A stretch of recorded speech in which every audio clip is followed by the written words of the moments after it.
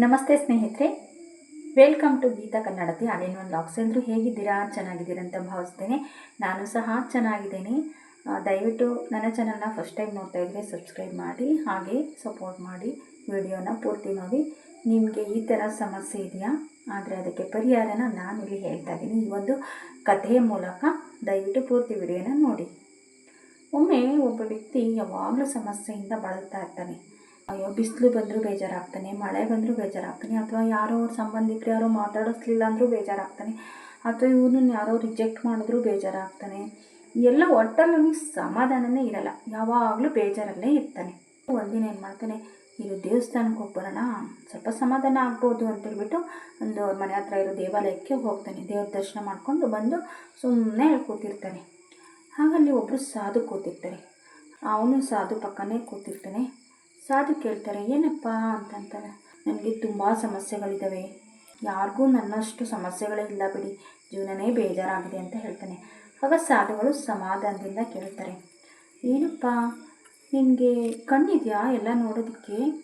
ಹೌದು. ಕಾಲು ಸಹ ಇದೆಯಲ್ವ ನಡೆದೋಡೋದಕ್ಕೆ? ಹೌದು ಸಾಧುಗಳೇ ಅಂತಂತಾನೆ. 3 ಟೈಮ್ ಊಟನೂ ಮಾಡ್ತಿದ್ದೀರಲ್ವ ಚೆನ್ನಾಗಿ? ಹೌದು ಸಾಧುಗಳೇ. ಮತ್ತಿನ್ನೇನಪ್ಪ ಬೇಕು ನಿಮಗೆ? ದೇವರು ಇಷ್ಟೆಲ್ಲ ಕೊಟ್ಟಿದ್ದಾನೆ, ಇದಕ್ಕೆ ಸಮಾಧಾನ ಪಡು, ಇದಕ್ಕೆ ದೇವರಿಗೆ ಕೃತಜ್ಞತೆ ಪಡು. ಕೆಲವರಿಗೆ ಕಣ್ಣೇ ಇಲ್ಲ, ಕೆಲವರಿಗೆ ಕಾಲೇ ಇಲ್ಲ, ಕೆಲವರಿಗೆ ಒಂದೊತ್ತು ಊಟನೂ ಇಲ್ಲಪ್ಪ ಅಂತ ಹೇಳಿದಾಗ ಜ್ಞಾನೋದಯ ಆದಂಗಾಗುತ್ತೆ. ಸಾಧುಗಳು ಹೇಳ್ತಾರೆ, ನೋಡಪ್ಪ, ದೇವ್ರ ಹತ್ರ ಯಾವತ್ತೂ ನಾವು ದೇವ್ರ ಹತ್ರ ಆಗಲಿ ಯಾರ ಹತ್ರ ಆಗಲಿ ಹೆಚ್ಚು ನಾವು ದೂರುಗಳನ್ನು ಹೇಳ್ತಾ ಹೋಗಬಾರ್ದು. ನಮ್ಮ ಹತ್ರ ಇರೋದಕ್ಕೆ ಕೃತಜ್ಞತೆಯನ್ನು ಸಲ್ಲಿಸ್ತಾ ಹೋಗಬೇಕು. ಆಗ ತಾನೇ ಸಮಸ್ಯೆಗಳ ಬಗ್ಗೆ ಇರುತ್ತೆ, ನಮಗೆ ಸಂತೋಷದ ದಿನಗಳು ಯಾವಾಗಲೂ ಇದ್ದೇ ಇರುತ್ತೆ ನಮ್ಮ ಜೊತೆ ಅಂತ ಹೇಳ್ತಾರೆ.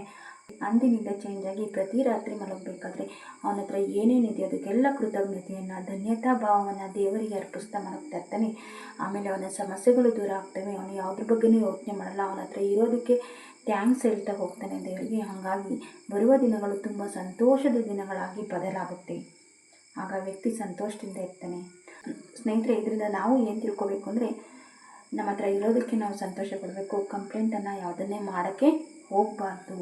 ಸಮಸ್ಯೆಗಳು ನಮಗಿನ್ನ ಹೆಚ್ಚಿನ ಸಮಸ್ಯೆಗಳಿರೋದನ್ನ ನೋಡಿದ್ರೆ ನಮಗೆ ಒಂದು ಸಮಾಧಾನ ಸಿಗುತ್ತೆ.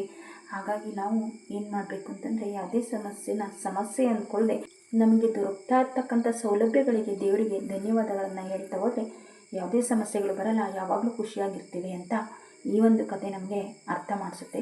ಸ್ನೇಹಿತರೆ, ಕತೆ ಹೇಗಿತ್ತು? ನಿಮ್ಮ ಸಮಸ್ಯೆನೂ ಬಗೆಹರಿದಿರಬೇಕು ಅನಿಸುತ್ತೆ. ಥ್ಯಾಂಕ್ ಯು ಇಷ್ಟೊತ್ತು ನೋಡೋದಕ್ಕೆ.